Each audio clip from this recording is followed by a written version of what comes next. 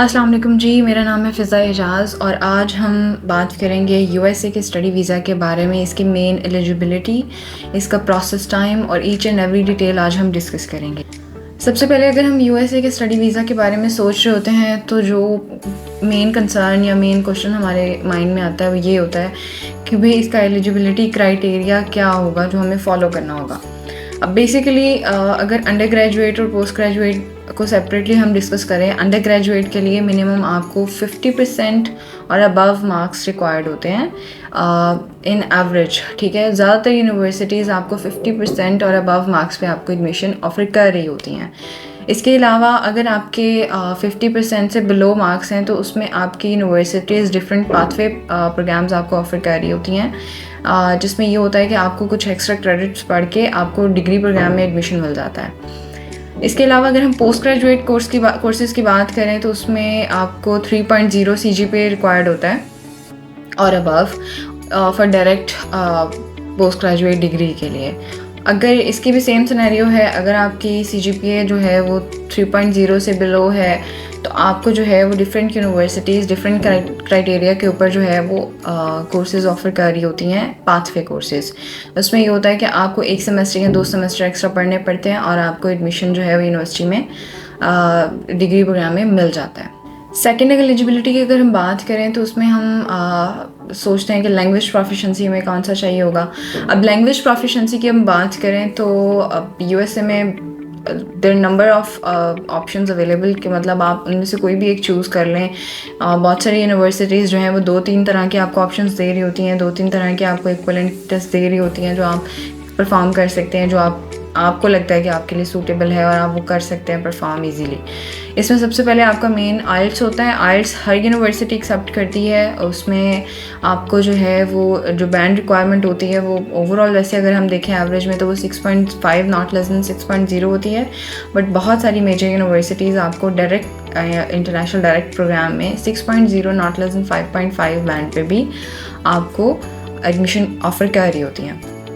अब हम बात करें इसके इक्विवेलेंट टेस्ट की, उसमें सैट आ जाता है, डोलिंगो आ जाता है, ITAP टेस्ट एक्सेप्ट होता है वाइडली, PTE टेस्ट होता है, पेयरसन टेस्ट जिसको हम जानते हैं। ये टेस्ट भी जो है वो ज़्यादातर यूनिवर्सिटीज़ एक्सेप्ट कर रही होती हैं। अब थर्ड पॉइंट में हम ये सोचते हैं कि क्या यूनिवर्सिटी GRE GMAT की रिक्वायरमेंट जो है उस यूनिवर्सिटी की या नहीं है।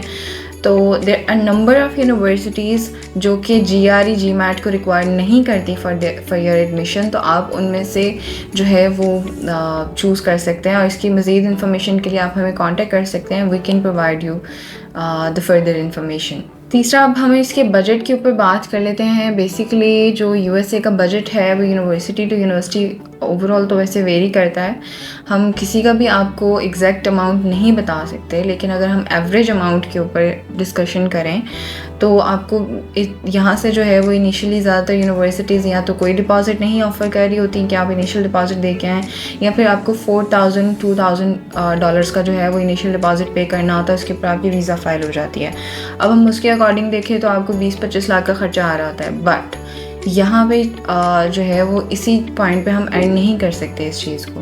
बेसिकली यूएसए की ज़्यादातर यूनिवर्सिटीज़ आपसे इनरोलमेंट के टाइम 70-80% फ़ी डिमांड कर रही होती हैं और मोस्टली यूनिवर्सिटीज़ आपसे फुल ईयर डिपॉजिट भी डिमांड कर रही होती हैं।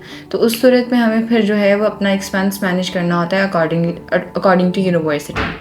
इसकी भी मज़ीद इन्फॉर्मेशन हम आपको आपके प्रोफाइल के अकॉर्डिंग दे सकते हैं। आपकी यूनिवर्सिटी आपके प्रोफाइल के अकॉर्डिंग कौन सी एडजस्ट होती है इसके ऊपर हम डिस्कशन कर सकते हैं। वैसे अगर हम एक्सपेंसेस की बात करें, कौन कौन से एक्सपेंसेस आपको यूएसए स्टडी वीज़ा के लिए चाहिए, तो उसमें सबसे पहले आपको यूनिवर्सिटी की ट्यूशन फ़ीस होती है। इसके बाद आपको एम्बेसी फ़ी रिक्वायर्ड होती है $160। इसके बाद आपको सर्विस फ़ी रिक्वायर्ड होती है $350।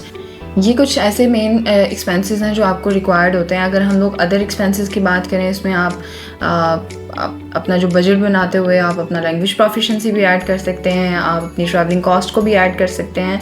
ये सारे कुछ एक्सपेंसेस होते हैं जो आपको रिक्वायर होते हैं फॉर यूएसए स्टडी वीज़ा के लिए।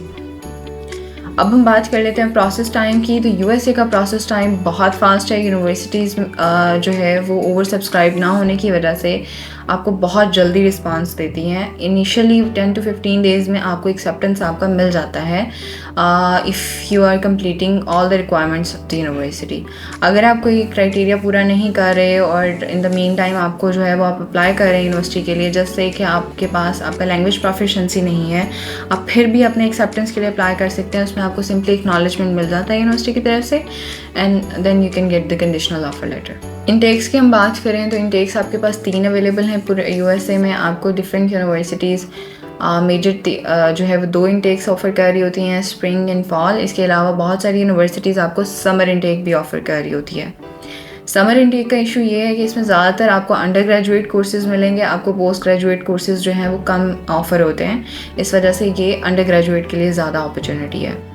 अब बात कर लेते हैं हमें कौन कौन से डॉक्यूमेंट्स रिक्वायर्ड होते हैं फॉर प्रोसेस। अब सबसे पहले तो आपके पास आपके जो मेन एडमिशन के डॉक्यूमेंट्स होते हैं, लाइक उसमें आपका पासपोर्ट आ जाता है। आपके पास पासपोर्ट मस्ट है जो होना चाहिए एडमिशन के टाइम। आपके पास एजुकेशनल डॉक्यूमेंट्स सारे होने चाहिए। एजुकेशनल डॉक्यूमेंट्स में आपकी ट्रांसक्रिप्ट्स एंड आपके सर्टिफिकेट्स दोनों अवेलेबल होने चाहिए। इसके अलावा कुछ यूनिवर्सिटीज़ आपसे SOPs डिमांड करती हैं, स्टेटमेंट ऑफ पर्पस और कवर लेटर। ज़्यादातर यूनिवर्सिटीज़ जो कि नहीं डिमांड करती, आपने अपनी यूनिवर्सिटी के अकॉर्डिंग उसकी रिक्वायरमेंट पूरी करनी होती है एंड दैट्स इट। इसके बिहाफ पे जो है वो आप अपने I-20 के लिए अप्लाई कर लेते हैं।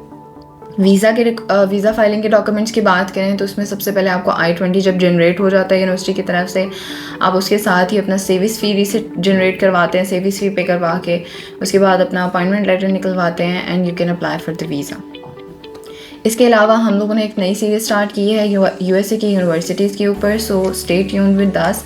हम आपको इसमें डिफरेंट यूनिवर्सिटीज़, उनकी फ़ीस स्ट्रक्चर एंड कोर्सेज़ के बारे में गाइड करेंगे। फॉर मोर फर्दर इन्फॉर्मेशन आप जो है हमें कांटेक्ट कर सकते हैं। हमारे कांटेक्ट डिटेल्स आप डिस्क्रिप्शन बॉक्स में दिए जा चुके हैं। Thank you so much.